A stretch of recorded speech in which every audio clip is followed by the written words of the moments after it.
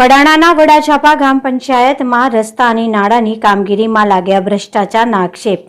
મહીસાગર જિલ્લામાં કડાણા તાલુકાના વડાછાપા ગ્રામ પંચાયતમાં 3 જેટલા નાળા અને 2 આરસીસી રસ્તાઓ બનાવવામાં આવ્યા છે, જે 1 થી 1.5 મહિના અગાઉ બનાવાયા હતા, જેમાં ભ્રષ્ટાચાર કર્યો હોવાના આક્ષેપ ગામના લોકોએ કર્યા છે। દોલતપુરા ગામમાં ખાંટ ફળિયામાં નાળા અને રસ્તાની કામગીરી કરવામાં આવી, તેમાં નાળાના કામમાં જૂના નાળા પર આજુબાજુની દિવાલો બનાવી અને જૂના નાળા પર જ કામગીરી કરી અને જૂનાને નવું બતાવી બારોબાર સરપંચ દ્વારા નાણાં ઉપાડી લીધા હોવાના આરોપ છે। ત્યારે આરસીસી રસ્તામાં 1 મહિના અગાઉ બનેલ રસ્તાની હાલત અલગ જોવા મળે છે।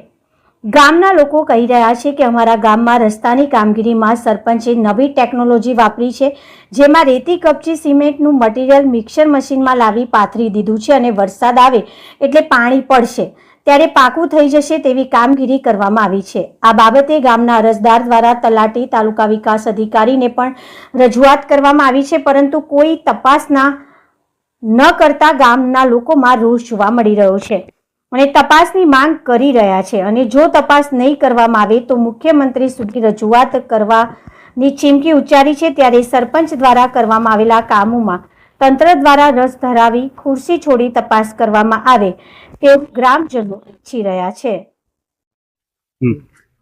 જિલ્લો મહીસાગર, કડાણા તાલુકો, ગ્રુપ ગ્રામ પંચાયત વડાછાપા દોલતપુરા ગામે નાળા અને રોડ બનાવેલ છે 1.5 મહિના પહેલા।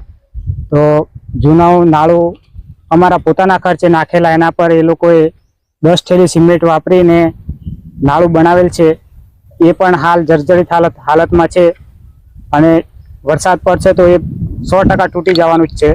અને રોડ બનાવ્યો છે એ 50 ફૂટ જ છે, પણ એ રોડ પણ રેતી કપચી અને સિમેન્ટને મિક્સરમાં લાવી અને ખાલી પાથરી દીધેલ છે અને બીજે દિવસે પાણી છાંટવા પણ કોઈ આવેલ નથી, એટલે બધું જર્જરિત હાલતમાં છૂટું ઉડે છે। એટલે ખાસ તંત્રને વિનંતી કે આગળ તપાસ કરે। આ જે કામગીરી કરવામાં આવી છે તેમાં કામની કેવી પરિસ્થિતિ? અત્યારે રેતી કપચી બધું છૂટું દેખાય છે। આ કામ કરવામાં આવ્યું છે તેની પરિસ્થિતિ રેતી કપચી અને સિમેન્ટ બધું અલગ અલગ છે, હાથમાં પકડો તો પણ ઉડી જાય એવું છે।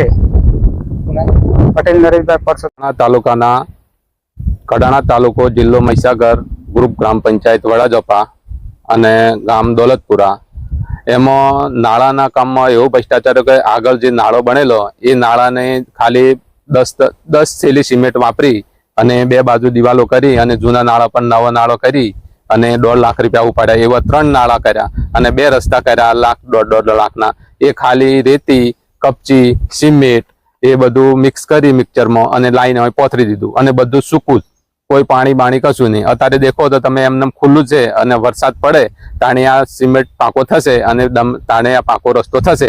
હવે સરપંચને રજૂઆત કરી પણ સરપંચ બી ધ્યાને નથી લેતા।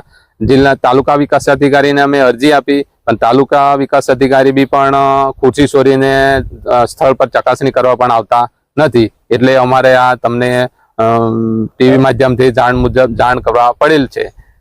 શું કરવામાં આવશે આગામી? તમારી આ જે માગણી છે સંતોષાય નહીં? જો આ રીતના જો તપાસ કરવામાં ના આવે, કોઈ પગલા સરપંચ સામે ના લેવામાં આવે તો અમે મુખ્યમંત્રી સુધી પણ જઈ શકીશું। શું નામ? હોટ હરિભાઈ ધીરાભાઈ।